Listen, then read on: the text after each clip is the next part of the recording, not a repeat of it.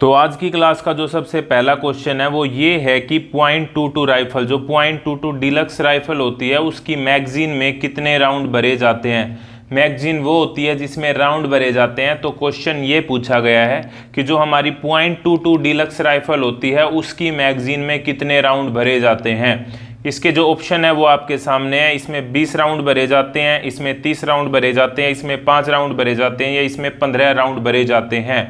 तो इसका जो करेक्ट आंसर है वो है ऑप्शन नंबर सी, यानी कि जो .22 डिलक्स राइफल होती है उसकी मैगजीन में टोटल 5 राउंड भरे जाते हैं। A very important question. Hello everyone, my name is Gagandeep and I welcome you all on our YouTube channel name proud group of NCC. ये एनसीसी के मल्टीपल चॉइस क्वेश्चन की एक सीरीज है जिसकी 6 वीडियो ऑलरेडी आ चुकी हैं। ये 7वीं वीडियो है। इसकी प्लेलिस्ट बना के इसका जो लिंक है वो डिस्क्रिप्शन में डाल दिया गया है, वहाँ पे जाके आप सभी की सभी वीडियो को एक साथ देख सकते हैं। और ये जितने भी क्वेश्चन हैं ये आपके एनसीसी के किसी भी एग्जाम के लिए, चाहे वो ए, बी या सी सर्टिफिकेट का एग्जाम हो या फिर यूथ एक्सचेंज प्रोग्राम यानी कि वाईपी या बेस्ट कैडेट का एग्जाम हो, सभी के लिए ये क्वेश्चन वेरी वेरी इंपॉर्टेंट हैं। तो नेक्स्ट क्वेश्चन जो है आज की क्लास का वो ये है कि .22 राइफल की कारगर रेंज कितनी होती है। कारगर रेंज का मतलब होता है इफेक्टिव रेंज। इफेक्टिव रेंज कितनी होती है .22 राइफल की। तो अगर हम बात करें कि .22 राइफल की इफेक्टिव रेंज कितनी होती है तो इसका जो आंसर है वो आपको भी बताना है साथ के साथ कमेंट बॉक्स में। मेरे बताने से पहले आपको कमेंट बॉक्स में बताना है अगर आपको इसका जवाब पता है तो 10 गज नहीं होता है, 15 गज नहीं होता है, 40 गज भी नहीं होता है, तो ऑप्शन सी यानी कि 25 गज is the correct answer. Very important question है। कई बार आपके डिफरेंट एग्जामिनेशन के अंदर ये क्वेश्चन पूछा गया है कि .22 राइफल की कारगर रेंज कितनी होती है। तो आंसर है यहाँ पे .22 राइफल की जो कारगर रेंज होती है वो होती है हमारी 25 गज। कितनी होती है भाई? 25 गज। नेक्स्ट क्वेश्चन की तरफ हम बढ़ते हैं। नेक्स्ट क्वेश्चन है हमारा .22 राइफल की लंबाई कितनी होती है, कि .22 राइफल जो हमारी होती है उसकी लंबाई कितनी होती है, टोटल लंबाई कितनी होती है। ये जो क्वेश्चन हम कर रहे हैं ये जो वेपन ट्रेनिंग जो हमारा पार्ट है एनसीसी का उसके अंडर आते हैं। तो ऑप्शन आपके सामने है, 20 इंच होती है, 43 इंच होती है, 50 इंच होती है या 60 इंच होती है। तो करेक्ट आंसर इसका 60 इंच बिल्कुल नहीं है, ना ही 50 इंच है, ना ही 20 इंच है, तो 43 इंच यानी कि 43 inch is the correct answer. 43 inch होती है किसकी? .22 राइफल की जो लंबाई होती है वो कितनी होती है भाई? 43 इंच होती है।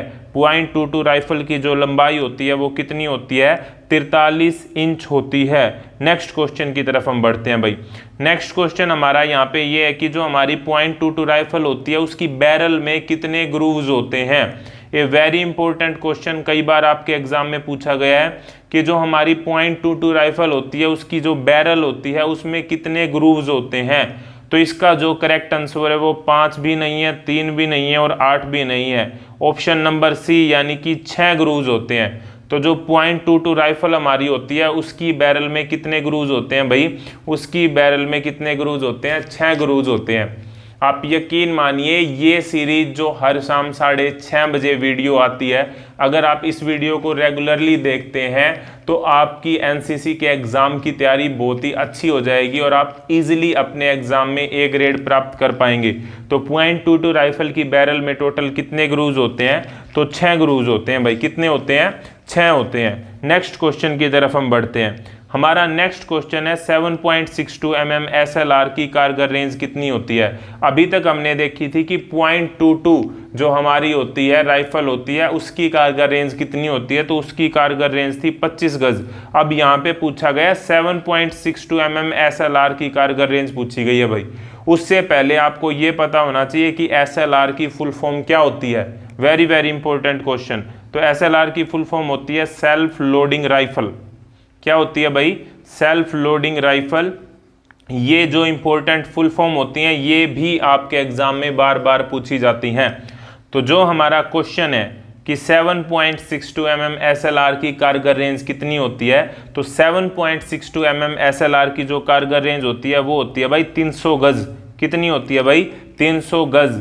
300 गज is the correct answer. Next question की तरफ भाई मूव करते हैं हम। हमारा नेक्स्ट क्वेश्चन है कि 9 mm पिस्तौल की कारगर रेंज कितनी होती है।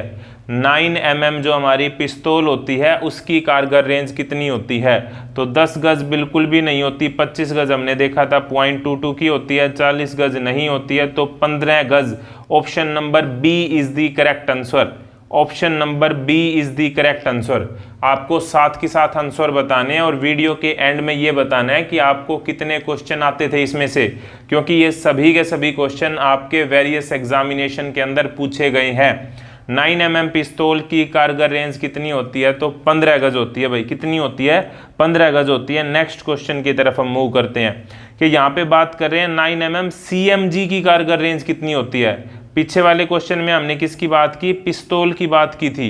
यहाँ पे हम किसकी बात कर रहे हैं? CMG की बात कर रहे हैं। CMG की फुल फॉर्म क्या होती है भाई? CMG की फुल फॉर्म होती है carbine machine gun.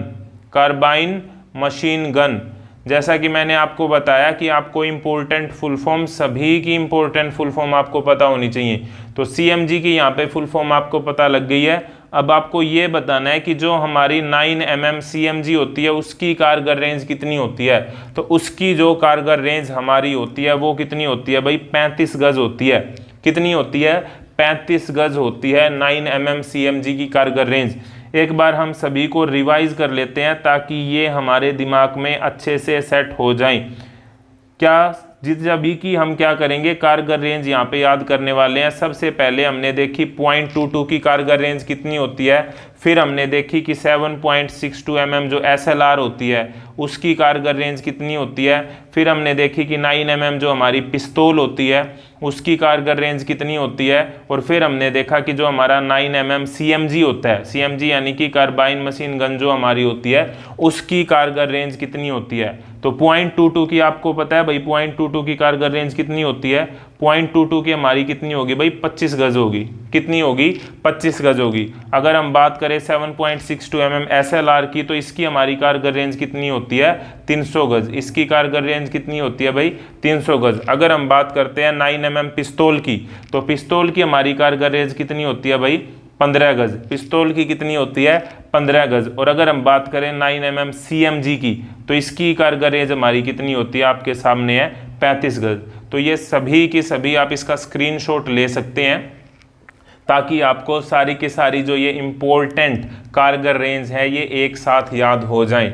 I hope आपको चीज़ें अच्छे से समझ में आ रही होंगी। नेक्स्ट क्वेश्चन की तरफ हम मूव करते हैं। A very very very important question है हमारा यहाँ पे, और क्वेश्चन हमारा ये है आपकी स्क्रीन पर। क्वेश्चन है कि सावधान अवस्था में पंजों के बीच कितना फासला होता है। बड़े ही ध्यान से इसका आपको जवाब देना है। यकीन मानिए आप में से बहुत सारे बच्चे हैं जो इसका जवाब गलत देंगे। क्वेश्चन ध्यान से पढ़ लीजिए कि सावधान अवस्था में पंजों के बीच में कितना फासला होता है। आपको ये पता होगा कि जब भी सावधान पोजीशन होती है तो उसके अंदर एडी मिली हुई होती है और पंजे खुले हुए होते हैं, यानी कि यहाँ पर दोनों पैरों की एडी होती है और ये पहले पैर का पंजा और ये दूसरे पैर का पंजा। तो यहाँ पे एक तो इनके बीच में कोण बनता है जो हमने पिछली क्लास के अंदर डिस्कस किया था कि ये कई बार पूछा जाता है कि सावधान पोजीशन में दोनों पैरों के बीच में कितने डिग्री का कोण बनता है। तो ये हमारा बनता है भाई 30 डिग्री का कोण। कितने डिग्री का बनता है? 30 डिग्री का कोण। Very important question. लेकिन अब यहाँ पे ये पूछा गया है कि ये जो दूरी होती है ना दोनों पैरों के पंजों के बीच में जो दूरी होती है, क्योंकि एडियों के बीच में तो कोई दूरी नहीं है, एडी तो मिली हुई है, उनके बीच में तो दूरी जो है वो हमारी 0 है। लेकिन जो पंजों के बीच में दूरी होती है वो कितनी होती है? ऑप्शन हमको दिए गए हैं 0 इंच, 18 इंच, 12 इंच या फिर 6 इंच। तो इसके लिए जो हमारा करेक्ट आंसर है वो आपको कमेंट बॉक्स में बताना है और मैं आपको बताता हूँ। इसका जो करेक्ट आंसर है दैट इज 6 इंच। तो सावधान अवस्था में पंजों के बीच जो फासला होता है वो कितना होता है भाई? 6 इंच का होता है। कितना होता है? 6 इंच का होता है। आई होप ये क्वेश्चन आपको समझ में आ गया होगा। तो ये आपको ध्यान रखना है, आपके एग्जाम में आ सकता है और आपको पता होना चाहिए। नेक्स्ट क्वेश्चन की तरफ हम बढ़ रहे हैं भाई। नेक्स्ट क्वेश्चन हमारा, तेज चाल के आदेश पर कौन सा कदम पहले निकाला जाता है? जब भी कोई कमांड आएगी तो वो कमांड पहले तो ये पूछा जाता है कि सामान्यतः कोई भी कमांड कौन से पैर पर दी जाती है, तो वो हमेशा लेफ्ट पैर पर दी जाती है, बाएं पैर पर दी जाती है। और जब भी हम कोई कार्यवाही स्टार्ट करते हैं तो वो हमेशा लेफ्ट पैर से ही करते हैं। तो तेज चाल के आदेश पर कौन सा कदम पहले निकाला जाता है, तो बायां कदम पहले निकाला जाता है। Option A is the correct answer. Option A is the correct answer. I hope ये बात आपको समझ में आ रही होगी। और अगर सच में आपको इस वीडियो सीरीज से फायदा हो रहा है, अगर सच में आपको लग रहा है कि ये क्वेश्चन आपके एग्जाम के लिए इंपॉर्टेंट हैं, जो कि हैं, जितने भी आज तक आपके एनसीसी के एग्जाम हुए ना, चाहे वो ए सर्टिफिकेट का हो, बी सर्टिफिकेट का हो, सी सर्टिफिकेट का हो, या फिर आपका एनसीसी का एंट्रेंस टेस्ट हुआ हो, उन सभी को कलेक्ट करके उन सभी में से जो जो क्वेश्चन आपके एग्जाम में पूछे गए हैं, उनमें से ये ऑप्शन टाइप क्वेश्चन बना के ये सीरीज आपके सामने लाई जा रही है। तो ये सारे क्वेश्चन वेरी वेरी इंपॉर्टेंट है और आपको आपके एग्जाम में एज इट इज देखने को मिलेंगे। तो तेज चाल के आदेश पर जो सबसे पहला पैर निकाला जाता है वो कौन सा होता है, बायां पैर निकाला जाता है। तो इसीलिए मैं कह रहा हूं कि अगर ये सीरीज आपको पसंद आ रही है तो आप अपने दोस्तों के साथ इसे शेयर जरूर करें, ताकि वे भी अपने एग्जाम के अंदर अच्छा स्कोर कर पाएं। नेक्स्ट क्वेश्चन की तरफ हम मूव करते हैं। नेक्स्ट क्वेश्चन है हमारा यहाँ पे, पीछे मुड़ की कमांड पर कितने डिग्री मुड़ा जाता है। A very very important question. पीछे मुड़ की कमांड पर कितने डिग्री मुड़ा जाता है, आपको ध्यान से देखना है। ये क्वेश्चन आपका कभी भी गलत नहीं होगा और ये क्वेश्चन आपका ड्रिल वाले सेक्शन में पूछा जाता है। ध्यान से देखो भाई, ये हमारा हो गया एक तरीके से मैप, ये हमारा नॉर्थ हो गया, ये हमारा साउथ हो गया, ये ईस्ट हो गया और ये क्या है, वेस्ट। नॉर्थ यानी कि उत्तर दिशा होगी यहाँ पे, ये हमारी पूर्व दिशा होगी, ये हमारी दक्षिण दिशा होगी और ये हमारी पश्चिम दिशा है। ठीक है, अब यहाँ पे मान लो कि हम नॉर्थ की तरफ फेस करके खड़े हैं। ठीक है, कोई भी कैडेट है वो नॉर्थ की तरफ फेस करके खड़ा है। अब उसे कहते हैं दाहिने मुड़। जैसे ही वो दाहिने मुड़ेगा तो उसका फेस किस साइड हो जाएगा, पूर्व दिशा में हो जाएगा।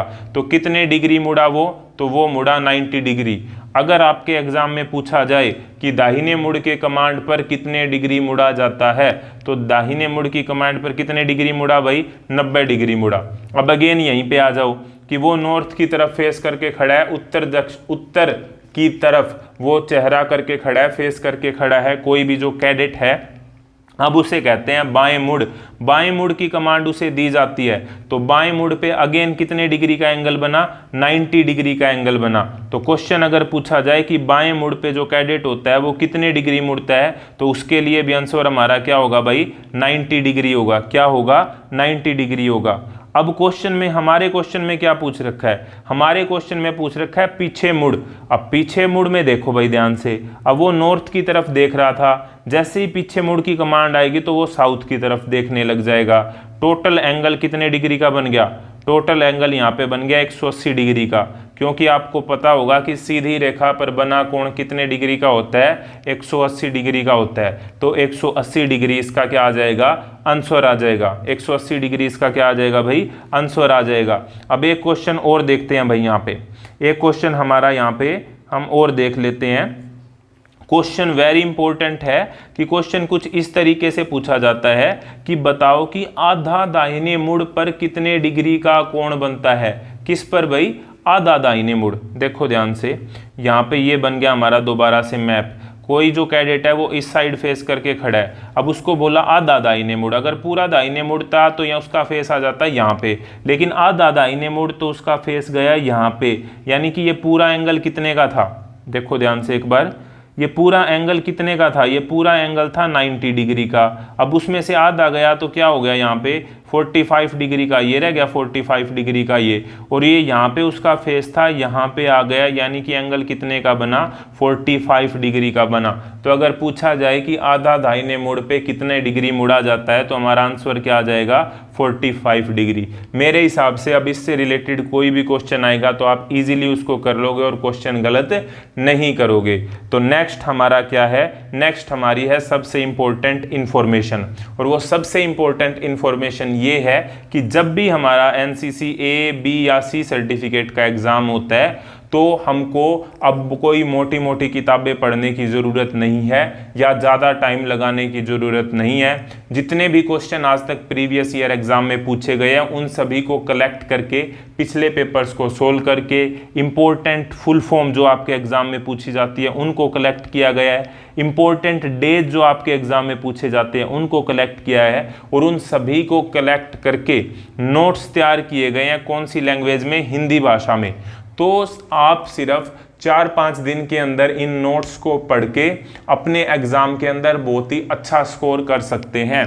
तो ये जो व्हाट्सएप नंबर है इसके ऊपर आप मैसेज करके इन नोट्स को खरीद सकते हैं, और इसके साथ में आपको रेगुलरली एनसीसी की वीडियोस, एनसीसी से जुड़ी और पीडीएफ और सारी जानकारी आपको इसी नंबर से प्रोवाइड होती रहेगी। तो आप इस नंबर के ऊपर व्हाट्सएप कर सकते हैं और एनसीसी नोट्स हिंदी में प्राप्त कर सकते हैं। बहुत सारे कैडेट हैं जो इन नोट्स को पढ़ के ए ग्रेड लाए हैं, आप भी ला सकते हैं। तो इस तरह की और वीडियो के लिए जुड़े रहिए चैनल के साथ। नेक्स्ट वीडियो तक जय हिंद, जय Bharat. Thank you very much.